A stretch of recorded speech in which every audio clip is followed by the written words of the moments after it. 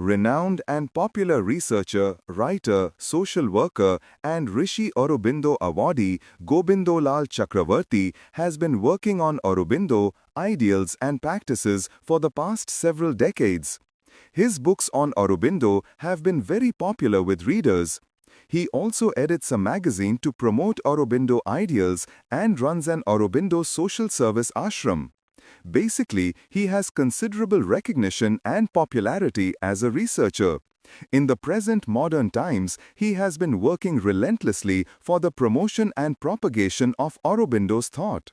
Through his social service ashram, he has been serving the society throughout the year. And it is very happy to say that he has been able to inspire the young generation in this regard. He thinks that the young generation should play a more leading role inspired by Aurobindo's ideals. Through social service, he is very serious even in his old age to serve people. His son and various members of the family are also involved in this social service work through the said ashram. Through this program, viewers and listeners will get to know a lot of unknown facts about Aurobindo. He himself has spoken about his experience in this regard. We can imagine that the audience and viewers will like it. নমস্কার। শ্রী অরবিন্দের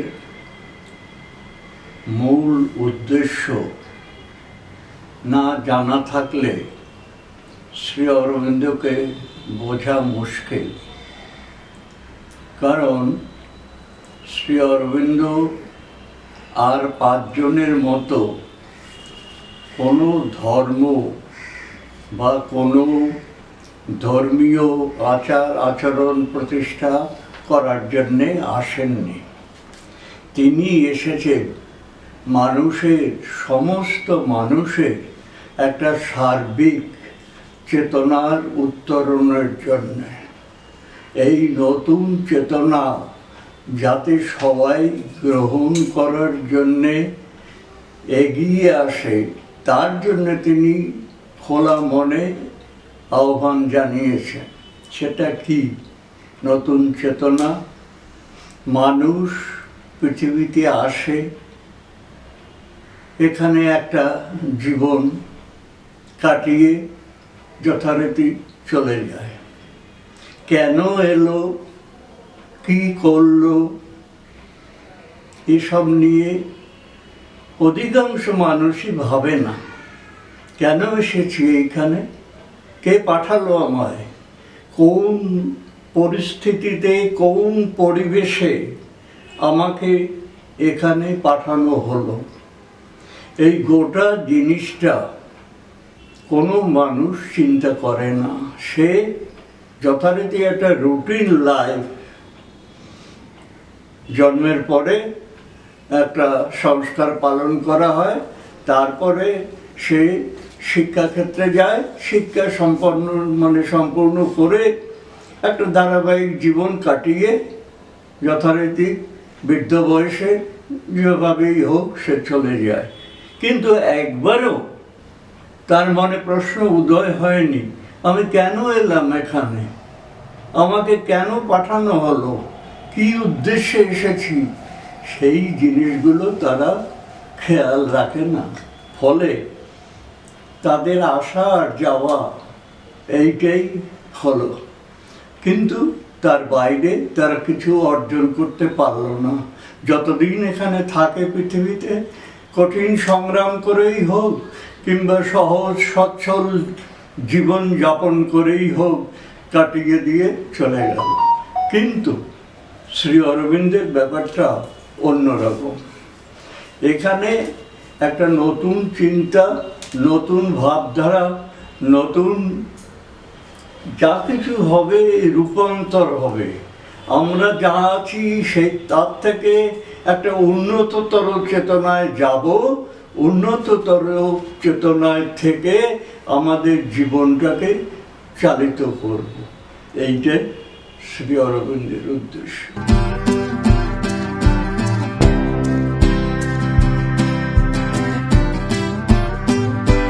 আমি মায়ের পথে সন্ধান পাওয়ার পরে 1 বছরের মধ্যে আমি পন্ডিচেরি আশ্রমে চলে যাই বাড়িতে না বলে।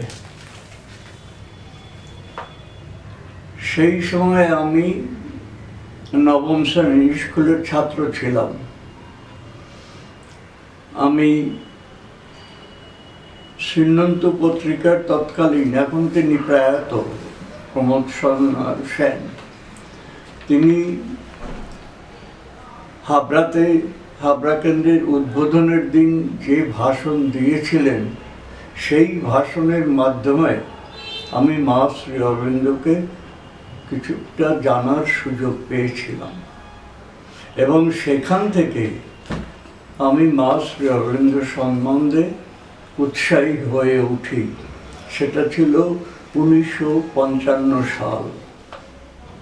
পরের বছর 1956 সালে আমি চলে যাই পন্ডিচেরি আশ্রমে, বাড়িতে না বলে।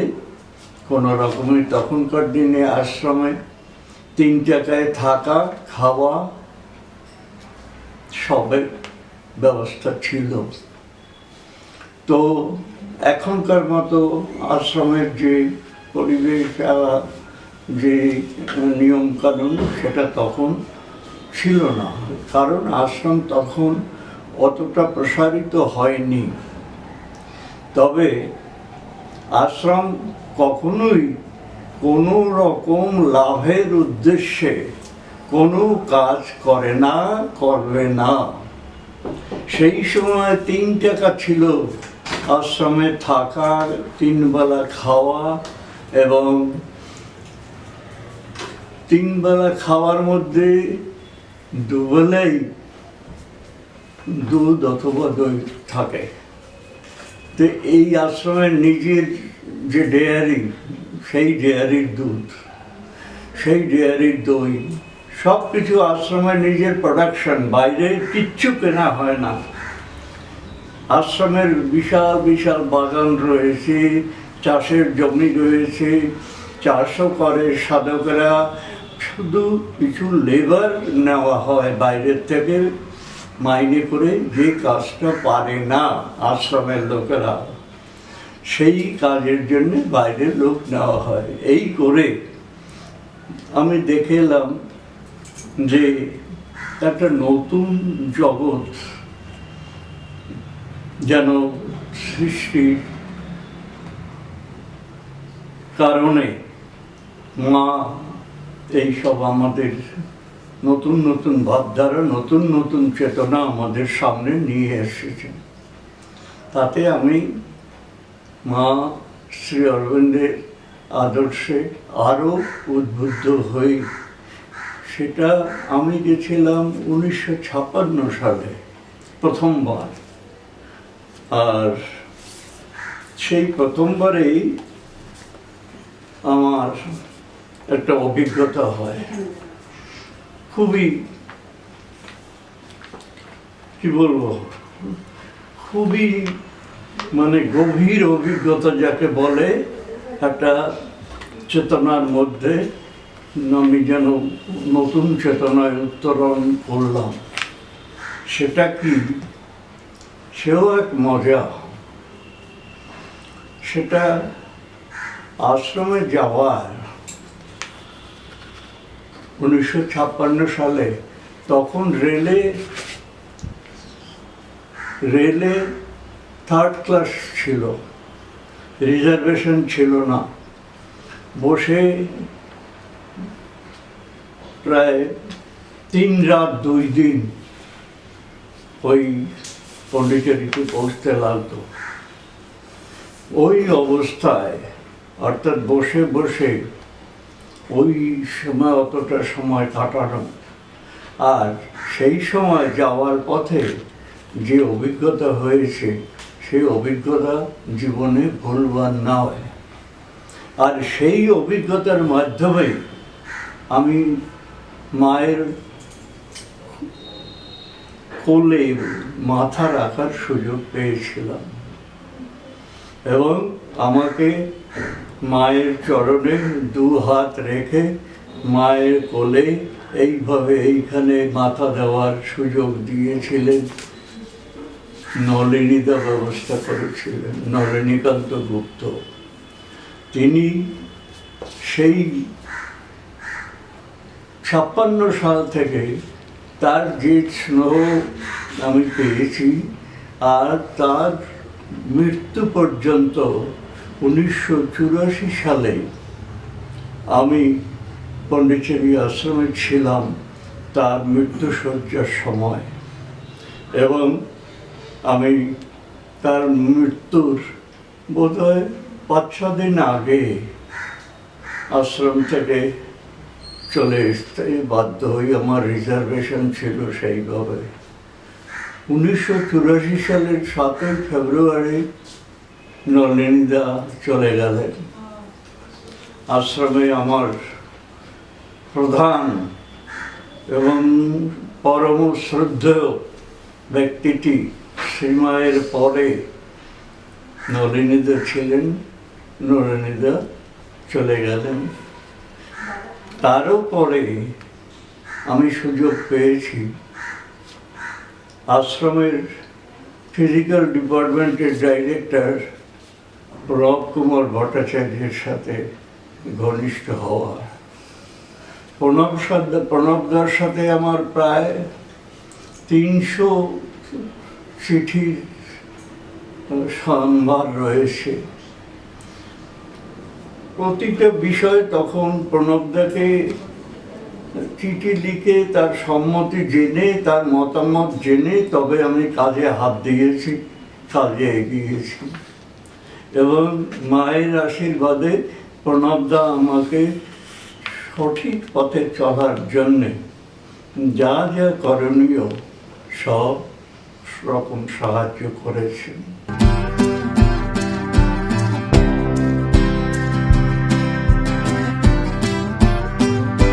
আমাদের যারা আমার থেকেও প্রবীণ ছিলেন তারা সবাই চলে গেছেন। এখন প্রবীণের মধ্যে আমি বয়সে সবচেয়ে অগ্রগামী। আমার কর্মক্ষমতা আগের মতো নেই, দৈহিক সামর্থ্য আগের মতো নেই, কিন্তু তৎসত্ত্বেও যে নতুন প্রজন্ম উঠে আসছে তারা কিন্তু যারা এখন 50-60-এর মধ্যে রয়েছে তারা কিন্তু সংঘ পরিচালনায় এবং সমস্ত রকম অনুষ্ঠান পালনে বর্তমান সময়ে যে হুজুগের সময় যে রাজনীতি, অত্যন্ত নোংরা রাজনীতি, ঘন রাজনীতি, এইসব রাজনীতিতে তারা যুক্ত নয় এবং এইসব রাজনীতিকে তারা কোনোদিনই অন্তর থেকে সমর্থন করেনি। ফলে তারা এই পরিবর্তনের জন্যে মানুষের বেসিক ক্যারেক্টার যেটা, সেই বেসিক ক্যারেক্টারের পরিবর্তন না হলে, চেতনার পরিবর্তন না হলে সমাজের পরিবর্তন হবে না। পশুবৃত্তির দ্বারা এখন মানুষ চালিত হচ্ছে। যে খুনাখুনির কথা আমরা কল্পনা করতে পারতাম না ছোটবেলায়, যেভাবে দেখি কাগজে, টিভিতে, কিভাবে কুপিয়ে মানুষকে ওইভাবে মারে, কি করে আমরা ভাবতেই পারি না যে তারা মানুষ না পশু চেতনার যন্ত্র। এই পশু চেতনা নিয়ে এই রাজনীতি করে দেশেরও কোনো উন্নতি হবে না, মানুষেরও কোনো ভালো হবে না। কিন্তু মানুষ আবার এরই মধ্যে কিছু মানুষ তো আছে, তারা ওই চেতনা নিয়ে কাজ করে জোর করে সব কিছু অধিকার আদায় করতে চাই। ফলে এই সংঘাত। এখন যারা নিরীহ লোক, সেই নিরীহ লোকদের হলো সবচেয়ে বড় সমস্যা। তারা না পারে ওই চেতনায় নামতে, না পারে নিজের চেতনায় বাঁচতে। নিজের চেতনায়ও তাকে শান্তিতে বাঁচতে দেওয়া হচ্ছে না, সে নিজের চেতনায় থাকার সুযোগ পাচ্ছে না। আবার ওই চেতনার মধ্যে তার পক্ষে নামা, তার পক্ষে লড়াই করা সেটাও সম্ভব হচ্ছে না। ফলে মানুষ খুব সংকটে আছে, ইনার সংকট, আত্মিক সংকটে আছে। এর থেকে কিভাবে তারা বেরিয়ে আসবে আমি জানি না। ভগবান তাদের জন্য কি ব্যবস্থা করবেন, তবে ব্যবস্থা একটা অবশ্যই করবে, কারণ এইরকম তো চলতে পারে না। এই জিনিসেরও পরিবর্তন হবে, দেখা যাক কতদিনে কি হয়।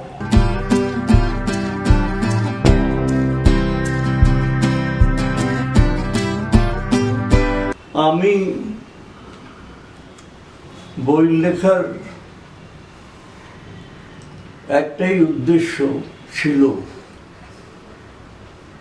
জানি না তার কতটা কি হয়েছে, কিন্তু স্বল্প সংখ্যক লোক হলেও সেই বই পড়ে অনেকেই আমাকে ব্যক্তিগতভাবে ফোনে যেমন ধন্যবাদ জানিয়েছেন, প্রশংসা করেছেন, তেমনি আবার সেই বই আমরা তো কোনো রকম ব্যবসায়িক দৃষ্টিভঙ্গিতে কাজ করি না। আমরা লিখি ভেতরের তাড়নায়, ভেতরের ইচ্ছায়। আমাদের কোনো ব্যবসায়ী বা পয়সা অর্জনের জন্যে কাজ নয়। আমরা কাজ করি মায়ের চেতনায়, মানুষের যাতে ভালো হয়, শ্রী অরবিন্দের চেতনায় দেশের মানুষের সকলের উত্তরণ হয়, সেই জন্য আমরা কাজ করি। বাইরের জগতের পরিবর্তন হওয়া দরকার, এবং সেই পরিবর্তন না হওয়া পর্যন্ত এই দিব্য কর্ম, দিব্য কাজ, দিব্য কর্মী কোনোটাই ঠিকভাবে হওয়া সম্ভব নয়। এই কাজের জন্যে যারা আসবে কম সংখ্যায় হলেও তারা কিন্তু, যেমন রাজনীতির ক্ষেত্রে দল পরিবর্তন দেখি, আজকে এইখানে আবার 2 বছর বাদে সে ওইখানে।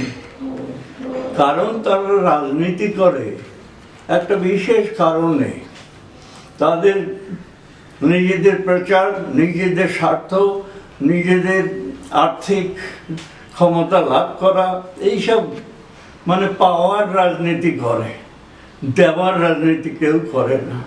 অথচ স্বাধীনতা পাওয়ার আগে আমাদের যেসব কর্মী, দেশের কর্মী, যেসব উচ্চ শিক্ষিত লোকেরা নিজেদের জীবনকে সম্পূর্ণভাবে মাতৃভূমির রূপান্তরের জন্য, মাতৃভূমির স্বাধীনতার জন্য যারা কাজ করেছেন, হাজার হাজার মারা গেছেন।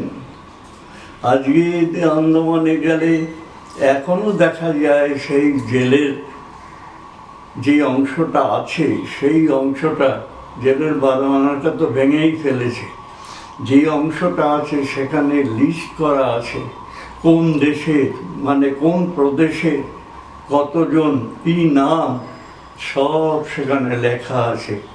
ওই আন্দামান জেলে যারা ছিলেন তারা, তাদের নাম, তারা কোন দেশের থেকে, মানে কোন প্রদেশ থেকে তারা এসেছে, থেকেছে, কিভাবে যারা ওখানে মারা গেছে, কিভাবে মারা গেছে, সব লেখা আছে।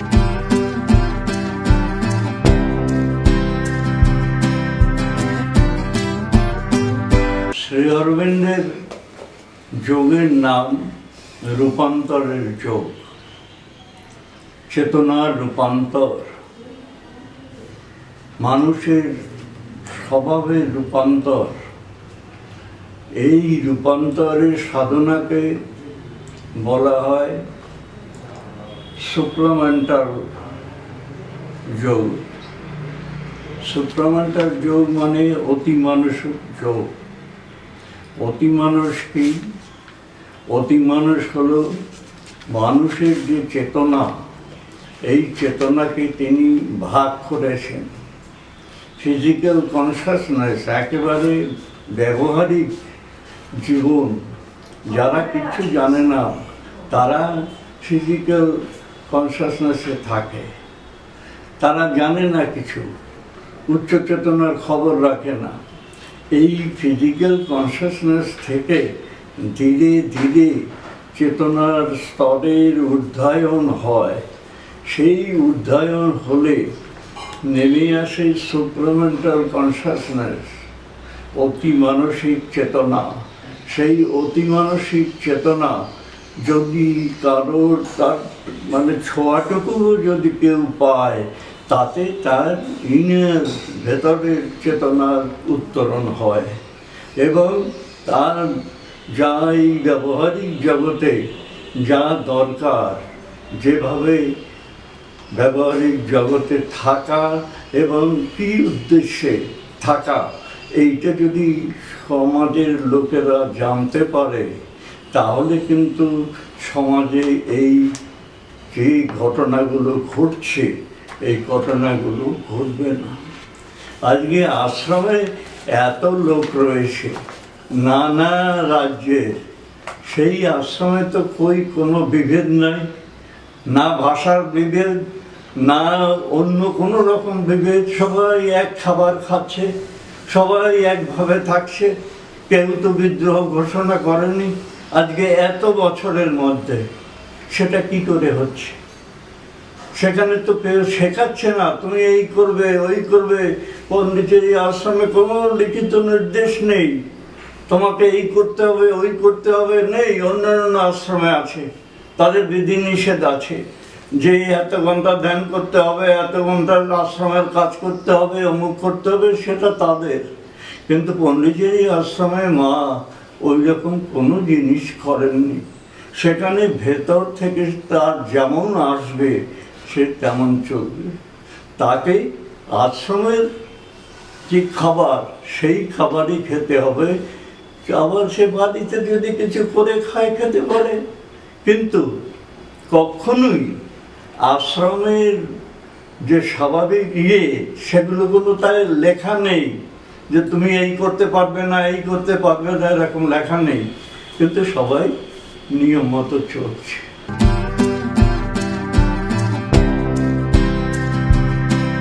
নমস্কার, আমার নাম শ্রী অরিন্দম চক্রবর্তী। আমার বাবা শ্রী গোবিন্দলাল চক্রবর্তীর স্নেহছায়ায় বড় হয়েছে।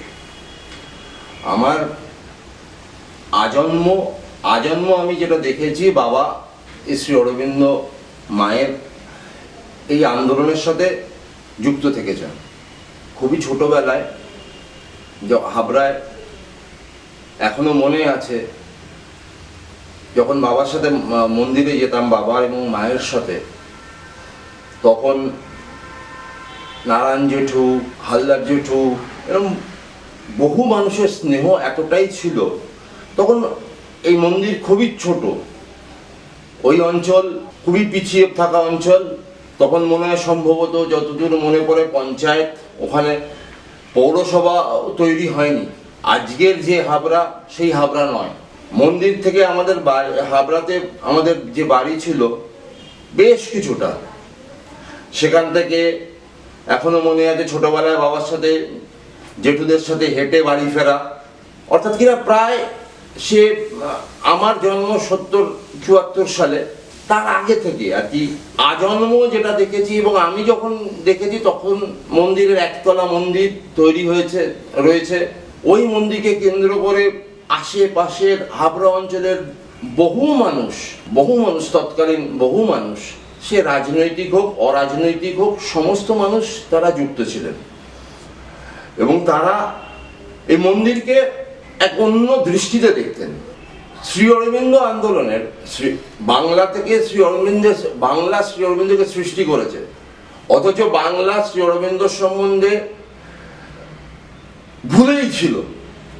সেই বাংলাকে, সেই শ্রী অরবিন্দের যে বাংলার যে মূল স্রোত, এবং সেই স্রোতে শ্রী অরবিন্দের যে আন্দোলন, এই সমস্তটাকে আর্কাইভ করার মতন করে বলা যেতে পারে এই বই দুটো। দীর্ঘ ইতিহাস, এই বইয়ের কোনো হয়তো ব্যবসায়িক মূল্য নেই, কিন্তু এই বইয়ের যেটা আছে হিস্টোরিক্যাল ভ্যালু, যে হিস্ট্রি, যে ইতিহাস, সময় পার করে গেল, আজ থেকে যাবে মানুষের কাছে সেই সৃষ্টি। একটা সান্ত্বনা আছে, আমি যেটুকু পেয়েছি মায়ের আশীর্বাদে, ঘরেই হোক আর বাইরে, সেটুকু মায়ের কৃপা। তারা যেভাবে আমাকে গ্রহণ করেছে আমি তাতেই সন্তুষ্ট। তারপর উপরে যিনি আছেন তিনি যা নতুন কিছু যদি করার উৎসাহ দেন বা সুযোগ দেন, চেষ্টা করব।